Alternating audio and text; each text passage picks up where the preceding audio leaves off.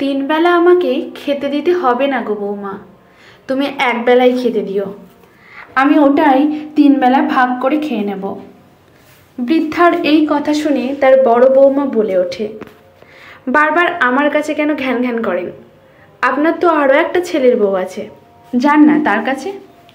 বৌমার এই কথা শুনে মাথা নত করে বৃদ্ধা বলে ওঠেন, তার কাছেও আমি গিয়েছিলাম বৌমা, ছোট বৌমা দরজা খুলল না, বিকেলে আবার যাব তার কাছে।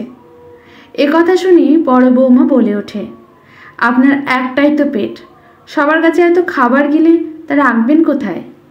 জলপূর্ণ চোখ আর শূন্য বুক নিয়ে বৃদ্ধা বলে ওঠেন, তোমরা কেউ তো আমায় খেতে দিচ্ছ না বৌমা, তাই তো সবার কাছে তিন বেলা পাটি হাতে ঘুরছি। যে কেউ একজন একটু খাবার দিলেই হবে।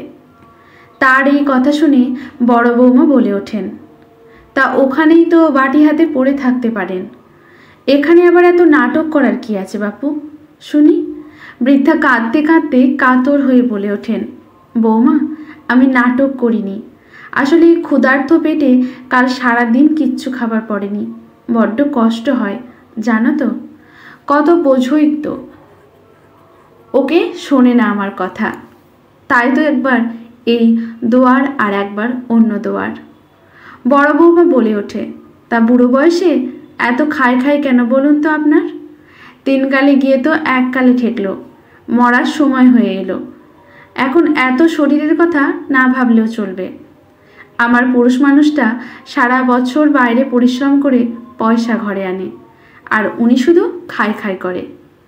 এই কথা শুনে জলপূর্ণ অবাক দুটি চোখে কাঁপা কাঁপা প্রতিবাদী কণ্ঠে বলে ওঠেন, বৌমা তোমার পুরুষ মানুষটা আমারই সন্তান, 10 মাস ওকে আমি পেটে ধরেছি, নিজে না খেয়ে বড় করেছি, মানুষ করেছি, কিন্তু বুঝিনি বৌমা, ছেলেদের জীবন আলো করতে গিয়ে নিজেদের ভবিষ্যৎটা এভাবে অন্ধকার করে ফেলবো।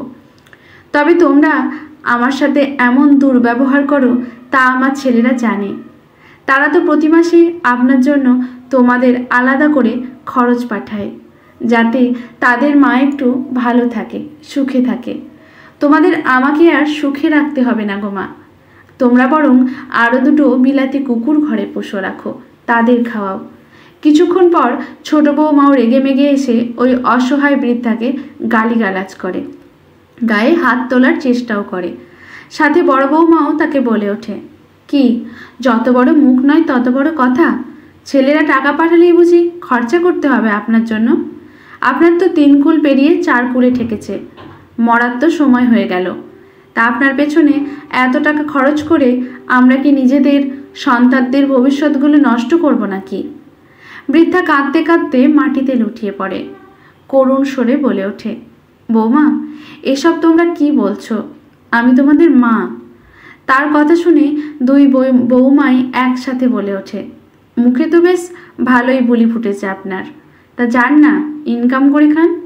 বৃদ্ধা বুকে পাথর চেপে তার মুখের জড়ো হওয়া চামড়ায় খানিক মৃদু হেসে বলে, বেশ তাই করব বৌমা, ঈশ্বর তোমাদের মঙ্গল করুক, আমি নিজের রাস্তা নিজেই দেখে নেব।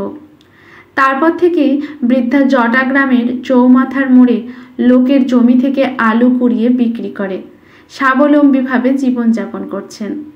তাকে আর পাততে হচ্ছে না কারো কাছে হাত, তাকে আর খেতে হচ্ছে না নোংরা নোংরা গালিগালাজ, তাকে আর পেতে হচ্ছে না অপ্রত্যাশিত লাঞ্ছনা অপমান। তিনি এখন দিব্যি আছেন। কাজের সূত্রে 2 ছেলেই বিদেশে থাকতো, প্রতি মাসে মায়ের জন্য তারা কিছু না কিছু পাঠাতো, যাতে মায়ের কোনো অসম্মান না হয়, কিন্তু 2 বৌমাই স্বার্থপরের মতো তার সাথে দুর্ব্যবহার করেছে, তাকে ঘর থেকে বের করে দিয়েছে।